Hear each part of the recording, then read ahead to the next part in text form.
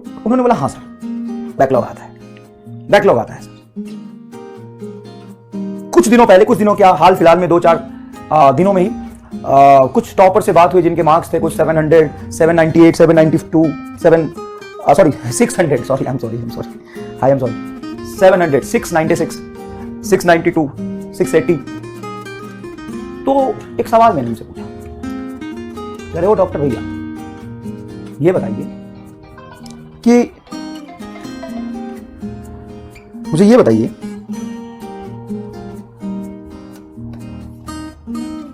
790, 698, 698 रामलाल 690, मुझे ये बताइए यार हमारे बच्चे बहुत भोले हैं, ये बड़े परेशान रहते हैं कि बैकलॉग हो जाता है, मैनेज नहीं कर पाते, रोज क्लास आती है, 4-4, 3-3 सब्जेक्ट रोज होते हैं, बायोलॉजी, केमिस्ट्री, फिजिक्स, तो इसमें मैनेज नहीं कर पाते हमारे बच्चे, बैकलॉग हो जाता है जिसकी वजह से टाइम मैनेजमेंट नहीं हो पाता। तो आपको भी ऐसा होता था क्या? आप तो 7 टॉपर्स हैं, हमें तो नहीं पता, हम तो छोटे मोटे मास्टर हैं क्या?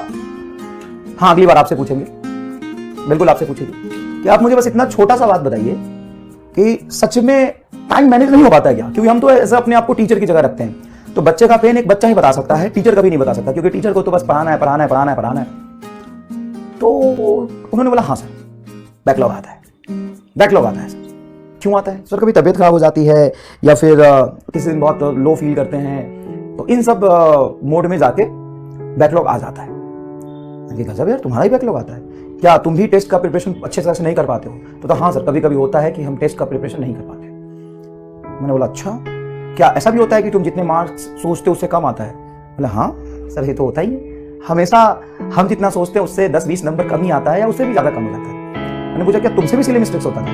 बोला हाँ सर हमसे भी सिली मिस्टेक हो जाता है, हम भी प्लस माइनस ढंग से नहीं पढ़ पाते हैं। गजब यार फिर भी तुम टॉपर हो। हाँ तो समझने की कोशिश करो, ये जो 4 गुण हैं, बैकलॉग का आना, टेस्ट की प्रिपरेशन ना हो पाना, रिवीजन ना कर पाना, सिली मिस्टेक्स होना, मार्क्स कम आना, डीमोटिवेट होना, ये उनको भी होता है जो 700 मार्क्स ला रहे हैं, उनको भी होता है। और ऐसा नहीं कि 1-2 चीजें होती है, और सबके साथ ऐसा होता है। यार फिर भी तुम टॉपर कैसे हो? तो बड़ा बढ़िया जवाब दिया उन्होंने कि सर है तो हम भी इंसान ही, तो ये सारी चीजें होती है, हमारा भी मन लो फील करता है, कभी पढ़ने का मन नहीं करता है, लेकिन फिर सोचते हैं कि कंपटीशन बहुत ज्यादा है, अगर हम नहीं करेंगे तो कोई और कर लेगा। तो बस होता क्या है कि हम भी प्रेशर में आते हैं, लेकिन हम प्रेशर में आके उसको कंटिन्यू रखते हैं, करते रहते हैं, टाइम आता है जब वो खत्म हो जाता है। और जो मेजॉरिटी लोग हैं वो प्रेशर में आते हैं तो रोने लग जाते हैं, मास्टर्स के पीछे भागते हैं, स्ट्रैटेजी ढूंढते हैं, तो इनमें उनका टाइम खराब होता है और फिर वो चीज अटेंड नहीं कर पाते हैं, जिससे उनका फ्रस्ट्रेशन लेवल बढ़ता जाता है।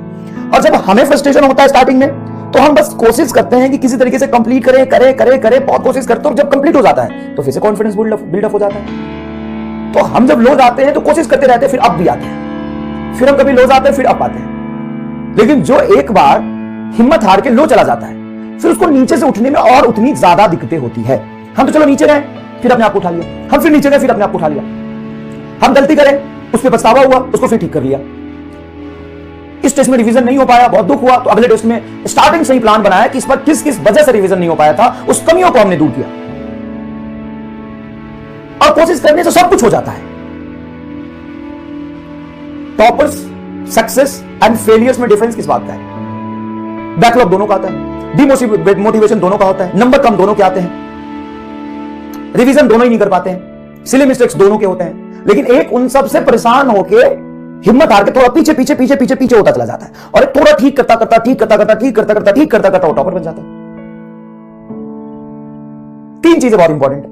पहला इंटरेस्ट का होना बहुत जरूरी है। सर उसने बोला बच्चे ने कि पहला इंटरेस्ट का होना बहुत जरूरी है, फंडामेंटल क्लियर होना चाहिए कि मुझे क्या करना लाइफ में। ऐसा नहीं हो सकता कि हम तैयारी भी करेंगे और क्रिकेट भी देखेंगे। जब तक आप तैयारी कर रहे हैं तब तक आपको सेक्रीफाइस करना पड़ेगा, सब कुछ छोड़ दो, घर वाले को छोड़ दो, जैसा मैं पहले से कहता रहा हूं, तो आपको सेक्रीफाइस करना पड़ेगा। इवन टीचर्स को भी छोड़ दो, टीचर्स भी बकवास करे छोड़ दो, अपना तैयारी करते रहो।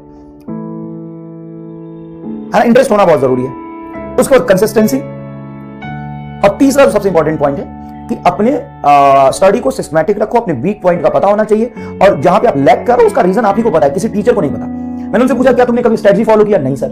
क्या तुमने पर्टिकुलर गाइडेंस देखा कैसे पढ़ना चाहिए, क्या करना चाहिए? नहीं सर। पढ़ना तो पढ़ना होता है, कैसे पढ़ना चाहिए क्या मतलब? पढ़ाई होता है, वो तो बैठना पड़ेगा, सिटिंग कैपेसिटी इंक्रीज करनी पड़ेगी, कैसे पढ़ना ही मैटर नहीं करता, बट पढ़ना पड़ेगा। फिर पूछा आपने कितने घंटे पढ़ते हो, तो सर क्लासेस के बाद 7 to 8 आवर मैक्सिमम, क्लास करने के बाद 7 आवर मैक्सिमम, बस। समझ में आया कि नहीं है? चलिए नेक्स्ट देखिए। हाँ, एक बहुत बात इंपॉर्टेंट बताई उन्होंने, जो सबसे ज्यादा इंपॉर्टेंट बात बताई, अगर वहां पे आप लैग कर रहे हैं तो उसको ठीक कर लीजिए। सबसे ज्यादा इंपॉर्टेंट मैं तो भूल ही गया था जो बहुत जरूरी है बताना, सबसे ज्यादा इंपॉर्टेंट क्या, टेस्ट 1 भी नहीं छोड़ा सर। चाहे मार्क्स कम है, तैयारी पूरी हो नहीं हो, हमें पता है कि तैयारी मेरी पूरी नहीं थी तो नंबर कम आएंगे, कोई बात नहीं, लेकिन टेस्ट दिया, टेस्ट दिया, टेस्ट हमेशा दिया। समझ में आया कि नहीं है? टेस्ट हमेशा दिया, तो टेस्ट बहुत इंपॉर्टेंट है।